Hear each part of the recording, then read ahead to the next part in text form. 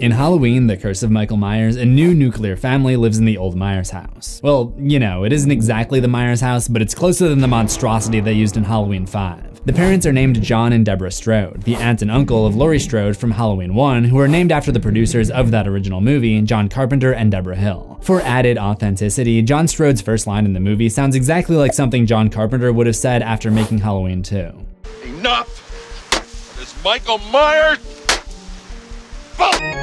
While Carpenter and Hill did date for a few years in the late 70s while they made Halloween, the only child their relationship birthed in real life was one of the top 10 most lucrative horror franchises of all time. The sixth entry of this franchise would feature many more connections to the 1978 original, as well as many other surprising secrets. To learn the meaning behind this pumpkin and more, stick around to the end of this video.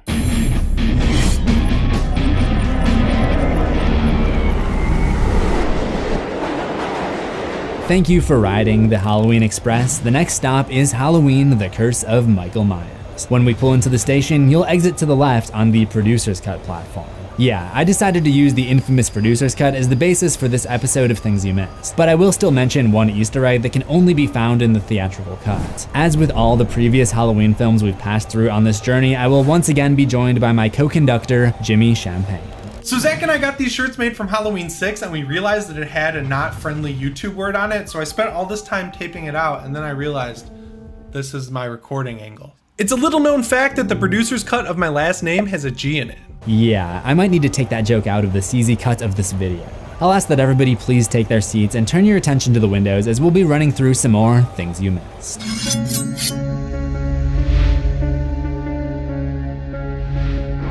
As I mentioned, the parent characters in Halloween 6 pay homage to the Carpenter-Hill duo, who went on to collaborate on many more films together, one of which is the 1980 movie The Fog, which is also referenced here in Curse. Roll it. This is the famous Tim Strode stomach pounder. You down for the challenge? If you've seen The Fog, the line might sound very familiar. Yes, ma'am. Mom, can I have a stomach pounder and a Coke? In 1982, Carpenter and Hill produced Halloween 3, which is also honored here. The woman who runs the boarding house next door to the Myers house goes by the name of Mrs. Blankenship, the same name as the woman that Mr. Grimbridge was supposed to have had dinner with shortly before his disappearance in Season of the Witch. October 21st, dinner with Minnie. Minnie Blankenship, he never showed up. The Curse of Michael Myers begins as we see an older Jamie Lloyd, the little girl from Halloween 4 and Halloween 5, escaping from Smith's Grove Sanitarium. We don't know that it's Smith's Grove yet, but if you pause the movie right here, you can see that it's actually a Smith's Grove van chasing Jamie right before it forces her off the road. But when we do officially find out later on, it makes some nice parallels to the previous movies. In Halloween and Halloween 4, Michael Myers is the one to escape Smith's Grove on a rainy October 30th night. And now it's Jamie, the girl once poised to be his successor. She even steals a car just as Michael did after both of his escapes. There's also this very dark detail in the producer's cut of Halloween 6 that implies that Michael Myers is the father of Jamie Lloyd's child, or as I learned to call him in Cinemassacre's Monster Madness, Uncle Dad. And you guys aren't going to believe this, but it gets even darker from there. So in this movie, Jamie is played by an actress named J.C. Brandy, who was 20 years old at the time. But since Jamie was 8 years old in Halloween 4, and this one takes place in 1995, that would mean she's around 15 years old when she delivers her baby, and that is just dark and gross. In the theatrical cut, they added this shot of a bunch of embryos to imply that Steven is a test tube baby, just to make it a little less disturbing for the general movie-going audience. But then, in turn, they also made it more disturbing for religious moviegoers, so yeah, it's like 6 in one hand, half dozen in the other. You're gonna offend someone with a plot point like that. On a lighter note, there's a weird coincidence with this trilogy of Halloween movies and the way that they're subtitled. So the first one is called Halloween 4, The Return of Michael Myers. The fifth one is called Halloween 5, The Revenge of Michael Myers, and the sixth one is called Halloween: The Curse of Michael Myers. And weirdly enough, there's another film franchise that used the same subtitles for its 4th, 6th, and 8th movies, and that franchise is the Pink Panther. Yes, Pink Panther 4 is called The Return of the Pink Panther, Pink Panther 6 is called The Revenge of the Pink Panther, and Pink Panther 8 is called The Curse of the Pink Panther. Each of those Pink Panther movies came out before its Halloween counterpart, and on top of that, there was a Pink Panther remake in 2006, 1 year before Halloween's remake in 2007, and that remake had a sequel, The Pink Panther 2, in 2009, just 6 months before the Halloween remake sequel, Halloween 2. But Pink Panther comparisons aside, Curse of Michael Myers features Michael coming back to Haddonfield under the orders of the mysterious Cult of Thorn to steal Jamie Lloyd's baby and sacrifice his half-cousin to pass his curse onto the child. With the franchise branching away from the lore of the earlier movies, this film tries to get back to basics by tying the modern Michael Myers back into the Celtic mythology that backed Halloween 2 and Halloween 3. Director Joe Chappelle even brought back Donald Pleasance's blatant mispronunciation of the Gaelic festival Samhain when Tommy Doyle explains it all to Kara Strode. According to Celtic legend, one child from each tribe was chosen to be inflicted with the curse of Thorn, to offer the blood sacrifices of its next of kin on the night of Samhain. Halloween. The sacrifice of one family meant sparing the lives of an entire tribe. Samhain was explained in Halloween 2 to be the source of Michael's benevolent evil, and in Halloween 3, the motivation for Connell Cochran's terrifying Halloween plot. Curse takes the involvement of the holiday one step further by connecting it to these ancient runes and explaining that the dates of Michael's attacks are determined by the appearance of the Thorn constellation. And as Tommy explains this, his face is way too close to Kara's hair. I guess he and Loomis have that in common. Are you alright?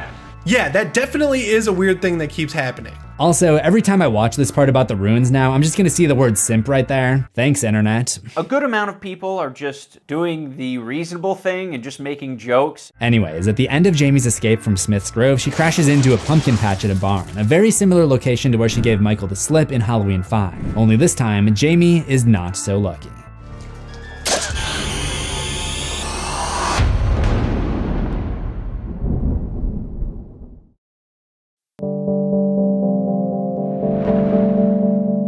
Throughout this mini-series of Halloween franchise Things You Missed episodes, Jimmy and I have attempted to point out all of the lesser-known callbacks, the tributes, the homages to the original Halloween. Despite everything we've already brought up in the first 5 movies, this 6th entry may be the most derivative of all. But there is another massively iconic horror movie that Curse of Michael Myers feels very influenced by, and that is Stanley Kubrick's 1980 masterpiece, The Shining.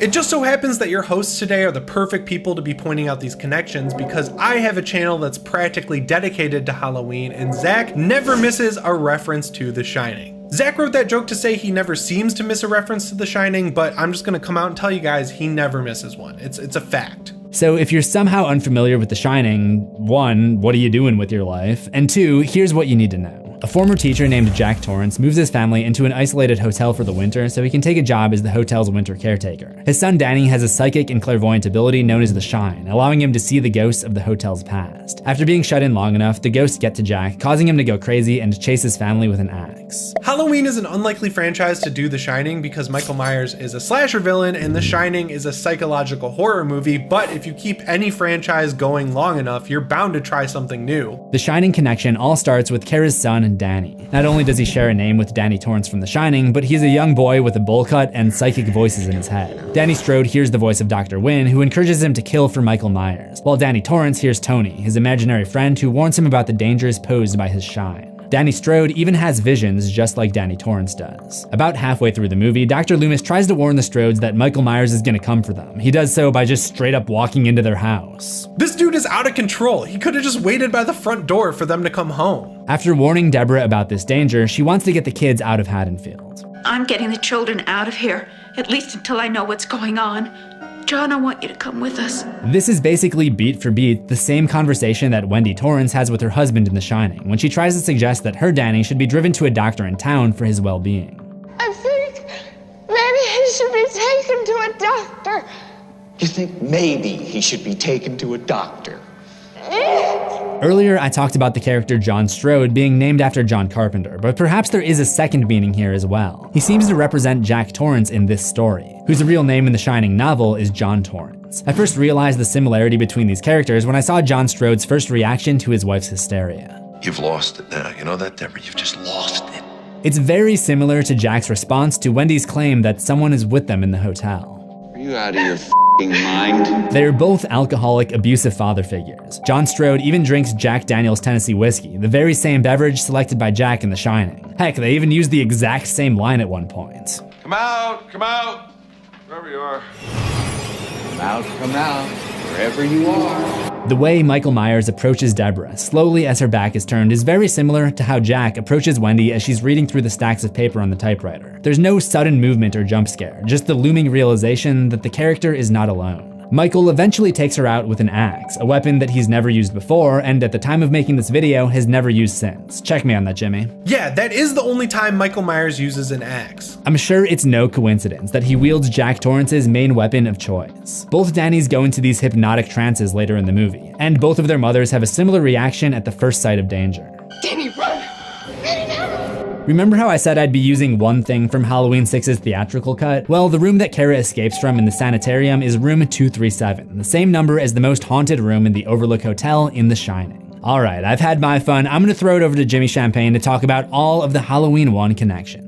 Thanks, Zach. I'll just start at the beginning of the movie and move on from there. When Jamie is escaping the asylum, a woman who helps her out gets lifted up and impaled on this thorn-like object on the wall, which is very similar to how Michael took out Bob Sims back in '78, especially how he just stands there and admires his work. Also, Bob Sims has the same last name as Barry Sims, the radio show host in 6, although I don't think they're related. It doesn't seem like Barry would be so exploitative of Haddonfield and Michael Myers if he had a family member get whacked in the original Rampage. That night when Tommy Doyle logs on to the Project Michael Myers website, Michael Myers' face flashes on the screen in the exact same way that he appeared out of the dark at the top of the Doyle staircase back in 1978. If this came out today, there would be a whole Project Michael Myers ARG leading up to the release of the movie. Yeah, I hope you're paying attention, Nightmind. Anyway, we're reintroduced to Dr. Terrence Wynn, who appeared as a young administrator at Smith's Grove back in the first movie. After 32 years, guess who is finally relinquishing his duties as chief administrator of Smith's Grove? No, it's not the same actor, but many people don't realize that this is a character who was featured in the first movie, and it's definitely not their fault because he was only in like 2 shots. And of course, the other Halloween 1 character who came back in a big way was Tommy Doyle. He's always staring out his window.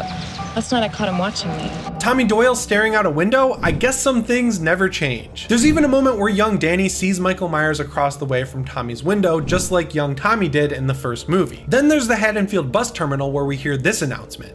Bus 34 from Peoria, Russellville, and Gardner, with through service to Chicago, Illinois, will be arriving in 5 minutes. But Russellville is one of the nearby towns that was mentioned in Halloween's 1 and 2. I remember over in Russellville. We've still got a bunch more to cover, like Halloween 1 connections, crew reference Easter eggs, and this one single pumpkin. But Zach is giving me the eye right now, so I think we're supposed to take a break and come right back with even more things you missed.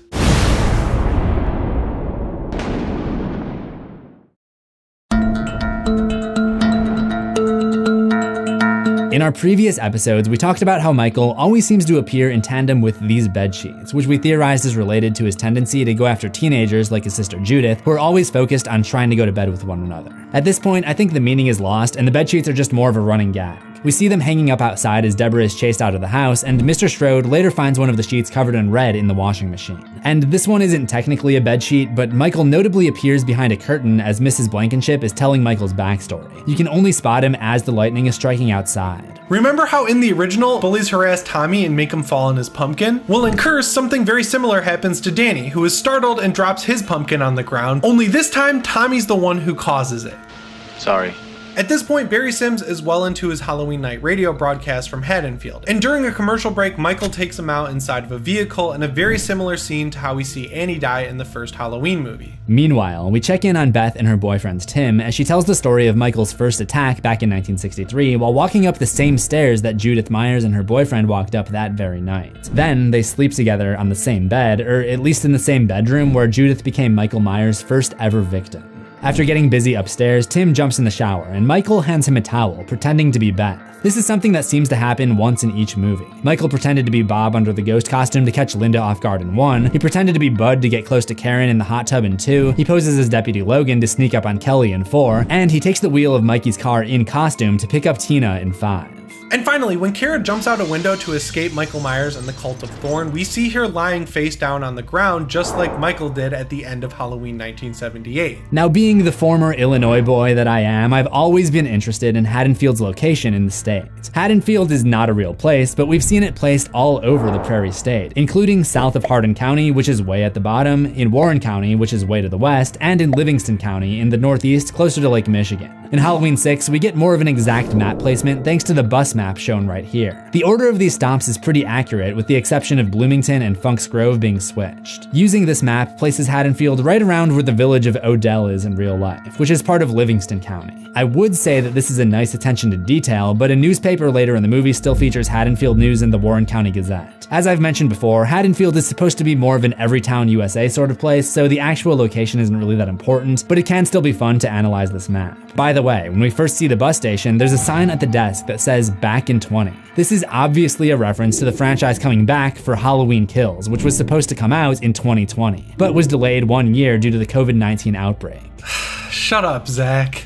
I'm guessing that joke will not be in the Jimmy Champagne cuts. Speaking of locations though, a whole bunch of the Thorn trilogy was shot in Salt Lake City, Utah, and we see a reference to this in a magazine on John's desk that's opened up to Salt Lake City real estate listings. There's also one crew reference Easter egg that I was able to spot in the form of a sticky note posted by the Strode's phone. It lists the number for Dr. Duane, which is likely a nod to Duane Manwiller, the first assistant camera on Halloween 6. While we're talking about the production side of things, the film was distributed by Dimension Films, which is part of the production company Miramax. Dimension was also responsible for other high-profile horror franchises such as Hellraiser, and it seems they really wanted to push it at the time. According to Rivers of Gru, $1 million was taken out of the budget for Curse of Michael Myers and given to Hellraiser Bloodline, which would come out the next year. In addition to that, Halloween 6's director, Joe Chappelle, had to come and finish directing Bloodline uncredited after the original director quits. So it comes as no surprise that they tried to promote the new Hellraiser movie by putting this Pinhead-inspired jack-o'-lantern on the front porch. There are actually quite a few additional horror movie references. Before Michael Myers is first introduced in this one, we see his shadow on a staircase, just like the iconic scene from the 1922 vampire flick Nosferatu. I think you probably already realized Beth and Tim's costumes are supposed to be Frankenstein's monster and Bride of Frankenstein, but I'm mentioning it here just in case. Later on, when Tommy takes Kara upstairs to his boarding room, you'll notice Mrs. Blankenship watching Phantom of the Opera, a movie with a very famous unmasking scene, perhaps a clue about Dr. Loomis's unmasking of Dr. Wynn at the end of this cut. Kids, my dear Deborah, what's ruining this country? Everywhere you go, it's the same damn thing. There's no goddamn respect.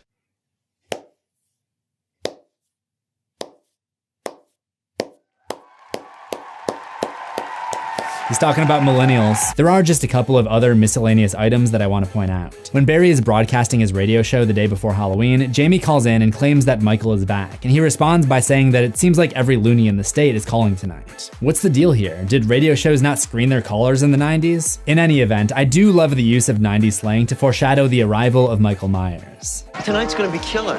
Finally, there's this shot that I found kind of cool. When Carrie gets back home to the Myers house, you see the coat rack way in the background, which is weird because why would you put a coat rack upstairs? But it's dressed to almost resemble the appearance of Dr. Wynn with the trench coat and the long brim hat. It seems this was maybe supposed to be a bit of a psychological trick on the audience. Like The Shining parallels, another example of this Halloween having a little bit more of an affinity for psychological horror than the others. Whether you prefer the producer's cut, where Loomis discovers that Michael's escaped and sees the thorn symbol appear on his own arm, or the theatrical cut where Michael turns on the Colt and then gets drugged and beat up by Tommy and Kara, this is where we reach the end of the line on the Halloween Express. For connections to the 20-year timeline, including destinations like Halloween H2O and Halloween Resurrection, go back to Halloween 2, where our linked terminal will be opening in fall 2022.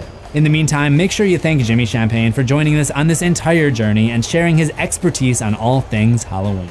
Also, if you haven't already, please subscribe to Zach's channel. I know that he won't say it himself, but there is a ton of work that goes into each and every one of these videos, and he totally deserves your support. So join us next year, yes, I said next year, for new Things You Missed episodes on the rest of the Halloween franchise.